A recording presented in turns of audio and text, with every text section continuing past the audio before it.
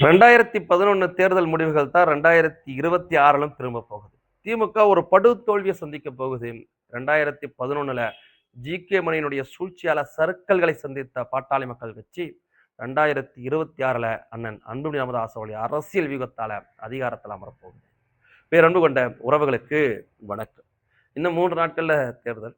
உறவுகள் எல்லாரும் உறக்கத்தை துறந்து ஓடி ஓடி உழைச்சிக்கிட்டு இருக்கிறீங்க. ஒவ்வொரு வாக்கும் முக்கியம். ஒரு சரித்திர வெற்றியை அடையணும். இது நமக்கான உரிமைக்கான தேர்தல் என்பதை உணர்ந்து உழைச்சிட்டு இருக்கிறீங்க.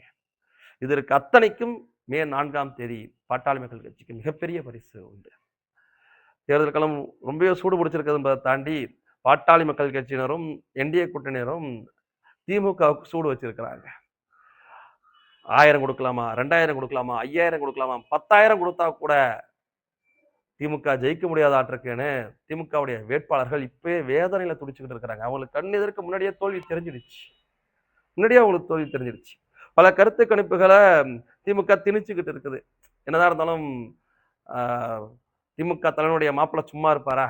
அவர் பல ஊடகங்களை கைக்குள்ளார வச்சுக்கிட்டு திமுகவுக்கு ஆதரவான கருத்து கணிப்புகளை கொடுத்துட்டு இருக்கிறாரு. ஆனால் 90% உண்மையான ஊடகங்களுடைய கருத்து கணிப்புகள் அதிமுக வெற்றி அடையும், அதிமுக தலைமையிலான கூட்டணி ஆட்சி அமையும் என்பதுதான் அவங்களுடைய கணிப்பாக இருக்குது. அது 130, 150, 180, 200 கூட வேறுபடலாமே தவிர, ஆனால் அதிமுக கூட்டணி நிச்சயமாக ஆட்சி அமையும் என்பதுதான் உள்ளபடியான கள நிலவரமாகவே இருந்துகிட்டு இருக்குது. திமுக ஒண்ணு திணிக்குது. ஒரு பார்டர்லயாவது திமுக ஜெயிச்சிடும். திமுக எதிர்கட்சியாக இருந்தா கூட ஒரு 100 இடத்தை 70 இடத்தை ஜெயிச்சிடும், 80 இடத்துக்கு மிக மிக ஜெயிச்சிடும். அதெல்லாம் வாய்ப்பே இல்லை. மக்கள் மத்தியில திமுக மேல கடுமையான கோபம் இருக்கு. இதுவரைக்கும் இல்லாத அளவிற்கான கோபம் மக்கள் மத்தியில திமுக மேல இருந்துகிட்டு இருக்கு. அவ்வளவு அராஜகங்கள் திமுக ஆட்சியில் நடந்திருக்கு. கொலை, கொள்ளை, கற்பழிப்பு, கஞ்சா, இதெல்லாம் இதற்கு முன்பாக தமிழ்நாடு காணாத காட்சிகள். அதையெல்லாம் பார்த்துட்டு மக்கள் எப்படி ஓட்டு போடுவாங்க? பலருமே சொல்றதுதான் 2011 தேர்தல் முடிவுகள் தான் 2026 அமையும். எதிர்கட்சிய வரிசையில கூட திமுகவால அமர முடியுமா என்கின்ற சந்தேகம் இருக்கு அப்படின்னு தான் பல பத்திரிகையாளருமே சொல்றாங்க. ஆனால் திமுக களத்துல வேற மாதிரியான ஒரு பிம்பத்தை ஏற்படுத்தி இந்த யூடியூப்பை திறந்தா போதும், ஒரு 100 கோடி ரூபாய் செலவு பண்ணி யூடியூப்பை திறந்தாலே திமுக விளம்பரம் தான். பேப்பரை திறந்தாலே முதல் பக்கத்துல ஃபுல்லாவே திமுக விளம்பரம். இதெல்லாம் கோடி கோடியே கொட்டி அரைச்சிருப்பாங்க. அவங்களுடைய சொத்து மதிப்பான 3 கோடி தான். இதான் நம்ம முட்டாள் மக்கள் தானே. அதை தாண்டி 2011 தேர்தல் முடிவுகளை நம்ம திரும்பி பார்க்க வேண்டிய நேரம் இது. 2006-11 காலகட்டம் திமுகவுடைய காலகட்டம் ரொம்ப கொடுமையான காலகட்டம். 18 மணி நேரம் மின்சாரம் விட்டு ஊழல் பெருச்சாலைகளாக ஒட்டுமொத்த திமுக அமைச்சர்களும் இன்னும் குறுநில மன்னர்கள் மாதிரி ஆட்டி படைச்ச காலம். 2G ஸ்பெக்ட்ரம் ஊழல், ஈழத்தமிழர் படுகொலை விவகாரம்னு திமுக மேல மக்கள் கடுமையான கோபத்துல இருந்தாங்க. மிக கடுமையான கோபத்துல இருந்தாங்க. திமுக தோல்வியை கண் முன்னாடியே பார்த்துச்சு. ஆனால் அது நயவஞ்சக வேலையுமே பண்ணுச்சு. 2009ல ஈழப்போர் தொடங்கிய போதே அப்படியான சாத்தியக்கூறு அங்க இருக்கு. ஒரு மே மாசத்தெல்லாம் உச்சகட்டமான போர் நடக்கும். நம்மளுடைய தொப்புளுடைய உறவுகளை கொன்று குவிச்சுருவாங்க காங்கிரஸ் கட்சிக்காரன் துணையோட ஈழத்துல சிங்கள அரசாங்கம்ன்றதை உணர்ந்து அன்புமணி ராமதாஸ் அவர்கள் ஜனவரி மாசமே காங்கிரஸ் கட்சியை எச்சரிக்கிறார். ஆனால் காங்கிரஸ் கட்சி ஒரு சால்சாப்பு சொல்லுதே தவிர மறைமுகமாக சிங்களர்களுக்கு ஆதரவு கரம் நீட்டிட்டு இருந்துச்சு. இதை உணர்ந்த அன்புமணி ராமதாஸ் அவர்கள் என் தொப்புள் கொடிய உறவுகளுக்காக தன்னுடைய மத்திய அமைச்சர் பதவியும் தூக்கி எறிஞ்சுக்கிட்டு காங்கிரஸ் கட்சி கூட்டணியிலிருந்து வெளியேறினார். எப்ப? பிப்ரவரி மாசமே, தேர்தலுக்கு 3 மாதங்களுக்கு முன்பாகவே, அந்த போர் உச்சகட்டத்தை அடைவதற்கு முன்பாகவே அந்த காங்கிரஸ் கூட்டணியிலிருந்து வெளியேறாரு. முழுக்க காரணம் ஈழத்தமிழர்கள் விவகாரம் மட்டும்தான். 2009 தேர்தலுக்கு முன்பாக காங்கிரஸ் மேலிட தலைமைகள், டெல்லி தலைமை பல கட்ட முயற்சி பண்றாங்க பாட்டாளி மக்கள் கட்சி கூட்டணிக்குள்ள கொண்டு வரணும். ஏன்னா அத்தனை சாதனைகளை 2004 அன்புமணி ராமதாஸ் அவர்கள் செஞ்சிருந்தாரு. ஆனால் எல்லாத்தையுமே மறுத்து தள்ளிய அன்புமணி ராமதாஸ் அவர்கள் மீண்டுமே நீங்க கூட்டணியில இருந்தீங்கன்னா உங்களுக்கு ஒரு மத்திய அமைச்சர் பதவி உண்டுங்க, சுகாதாரத்துறை அமைச்சரே இருக்கலாம், கூடுதலாக இன்னொரு கேபினெட் பதவி கிடைக்கும், 6 தொகுதின்றது 8 தொகுதியாக கொடுக்குறோம், இப்படியான பல பேரங்கள் பேசின பின்பாகம் ஏன்னா என் தொப்புள் குடி உறவுகளை கொன்று குவிச்ச காங்கிரஸ் கட்சியோட நான் எப்படா கூட்டு சேர முடியும்னு துரத்துனாங்க காங்கிரஸ் கட்சியை. அந்த 2009 தேர்தலில் பாட்டாளி மக்கள் கட்சி தோல்வின்னு சொல்லுவாங்க, அதெல்லாம் கிடையாது. 2009 தேர்தல் முடிவுகள் என்பது பாட்டாளி மக்கள் கட்சிக்கான வெற்றி தான். 7 தொகுதிகள் அதிமுக தலைமையிலான கூட்டணியில் களம் கண்டோம். எதற்காக களம் கண்டோம்? திமுகவுக்கும் காங்கிரஸுக்கும் பாடம் முகட்டணும்னு களம் கண்டோம். 2011 தேர்தல் வந்துச்சு.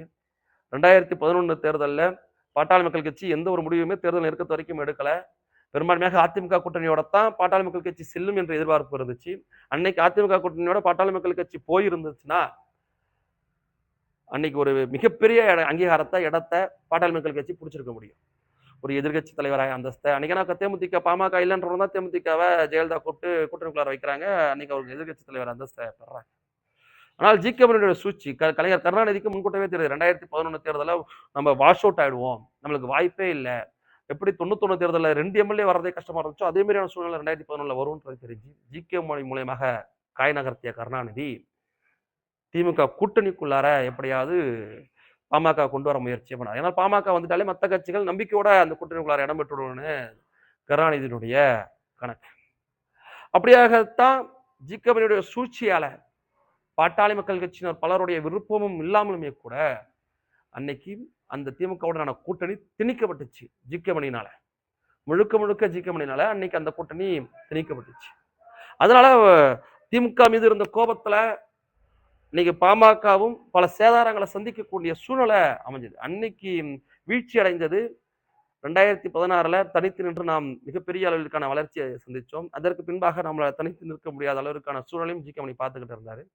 அன்புமணி ராமதாஸ் அவர்கள் ஒரு அதிகாரத்துல வந்துடக்கூடாது என்கின்ற வேலையை ஜி.கே. மணி மறைமுகமா செஞ்சுட்டு இருந்தார். அது எல்லாருக்குமே இன்னைக்கு தெரிஞ்சிருக்கக்கூடியதுதான்.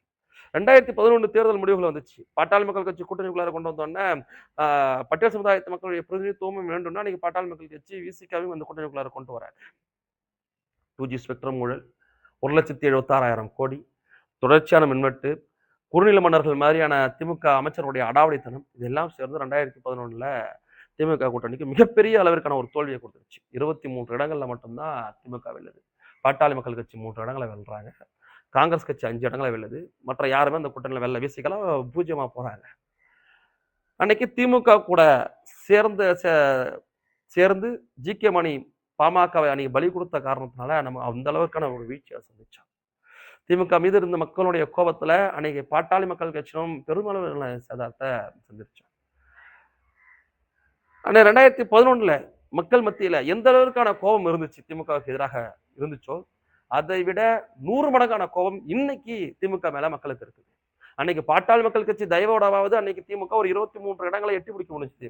இன்னைக்கு திமுகவால அதை கூட எட்டி பிடிக்க முடியாது. அந்த அளவுக்கு தான் சூழ்நிலை இருக்குது.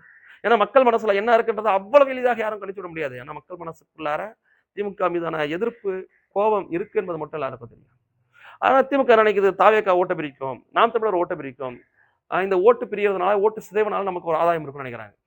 தாவேக்காவுக்கு பிரியக்கூடிய ஓட்டு என்பது திமுகவுடைய அடிப்படை ஓட்டு, திமுகவுடைய எதிர்ப்பு ஓட்டு இல்ல. திமுகவுடைய எதிர்ப்பு ஓட்டு அத்தனையும் என்டிஏ கூட்டணிக்குள்ளார வருது. இன்னொன்னு மக்கள் புரிஞ்சுக்கிட்டாங்க. விஜய்க்கு அடுத்த தேர்தலில் கூட ஓட்டு போட்டுக்கலாம். ஆனால் இந்த தேர்தலில் திமுக வீட்டுக்கு அனுப்பணும். இந்த தேர்தல் திமுக வீட்டுக்கு அனுப்பக்கூடிய தேர்தல்னு புரிஞ்சுக்கிட்டாங்க. அதனால இந்த தேர்தலில் என்டிஏ கூட்டணிக்கு ஒரு மிகப்பெரிய அளவிலான ஆதரவாளர். 200 தொகுதிகளை என்டிஏ கூட்டணி கைப்பற்றுவதற்கான அத்தனை சாத்தியக்கூறுகளும் இருக்கு. ஆனால் இந்த கடைசி 3 நாள் மந்திரத்தை தான் திமுக கடைபிடிக்கும். இந்த கடைசி 3 நாட்கள்ல மறைமுகமாக, சூழ்ச்சித்தனமாக என்னென்ன செய்ய முடியுமோ அத்தனையும் திமுக செய்து எப்படியாவது ஒரு எதிர்கட்சி இடத்தையாவது பிடிச்சிடணும் என்கின்ற ஒரு பெரும் முயற்சியை திமுக எடுக்கக்கூடும். ஆனால் எதற்குமே நம்ம இடமளிச்சிடாம பாட்டாளி மக்கள் கட்சியினர் களத்துல தீவிரமா உழைக்கின்ற போது இந்த வாட்டி பாட்டா பாருங்க அண்ணன பாட்டாளி மக்கள் கட்சியுடைய தலைவரான அன்புமணி ராமதாஸ் அவர்கள் பாட்டாளி மக்கள் கட்சியினுடைய வெற்றிக்கு எந்த அளவிற்கு பாடுபடுகின்றாரோ அதே போல கூட்டணி கட்சி அதிமுகவும் பாஜகவும் அமமுகவும் நம் வலுவாக இருக்கக்கூடிய இடத்துல நிற்கிற இடத்துல வென்று காட்டணும் என்பதில் உறுதியாக இருக்கிறாங்க.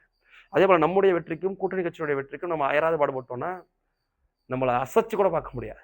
மிகப்பெரிய வெற்றி நம்மளால பட முடியும். அந்த அளவுக்கு மக்கள் மத்தியில கோபம் இருக்கு திமுகவுக்கு எதிராக. 2011ல எப்பேற்பட்ட கோபம் திமுக மேல இருந்துச்சோ அதை விட பல்மடங்கு கோபம் இன்னைக்கு ஸ்டாலின் மேல இருக்குது. நீங்க என்ன பாருங்க, இந்த வாட்டி ஆட்சி விடக்கூடிய திமுக இன்னும் 20 வருஷத்துக்கு இல்ல, இது மட்டுக்கு ஆயுசுக்கு ஆட்சி என்பதை அடைய முடியாது. தேமுதிக போல சுருங்கி ஒடிஞ்சு போகக்கூடிய கட்சியாக திமுக மாறி போகும். இந்த ஒரு தேர்தலை திமுகவை துரத்திடுங்க. இந்த ஒரு தேர்தல்ல தமிழ்நாடு தப்பிச்சுக்கும். தமிழ்நாடு கண்டிப்பா தப்பிச்சுக்கும். மக்கள் மனசுக்குள்ளார ஒரு பெரும் கோபம் இருக்கு. அந்த கோபத்துல திமுக பொசுங்கி போகக்கூடிய தேர்தலாகத்தான் இந்த தேர்தல் இருக்கும். 2011 தேர்தலை விட படு தோல்வியை இந்த தேர்தலில் திமுக சந்திக்கும் என்பதுதான் நிதர்சனமான உண்மை. அதை சாத்தியப்படுத்தணும்னா இந்த 3 நாட்கள்ல முழுமையாக நாம் இப்ப எப்படி இந்த 1 மாசமா கடுமையாக உழைச்சோமோ, இந்த மாரி இந்த 3 நாட்கள்ல முழுமையான உழைப்ப நம்ம குடுப்போம். ஒரு மாபெரும் வெற்றிய எதிர்நோக்கி காத்துக் கொண்டிருப்போம். மே 4 நமக்கான நாள். மே 4 தமிழர்கள் அதிகாரத்தில் அமரக்கூடிய நாள். மே 4 அத்தனை வளர்ச்சிக்கும் புள்ளியார் சுழி போடக்கூடிய நாள். நன்றி.